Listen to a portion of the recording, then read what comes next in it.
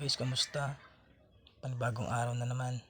Susundo nga pala tayo ate. Namili nga pala ng mga paninda niya. Ito na nga, nagpapainit na ako ng tricycle. Maya aalis na ako para puntahan si ate sa Love Choice. Andito na nga ako guys sa Love Choice. Nasundo ko na si ate. Dito nga palagi siya namimili. At ito na nga, may libre pang pre-taste na Bear Brand. Mainit-init pa. Cheers! Pauwi na kami guys. At bumili muna nga pala kami ng buko. At bumili na rin pala kami ng ulam sa may bangkal. Namimili na si ate.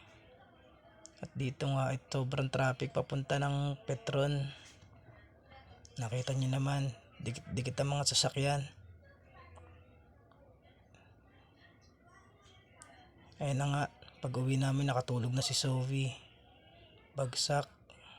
Maya pala ibababa ko na yung mga panin ni ate at si Zoe.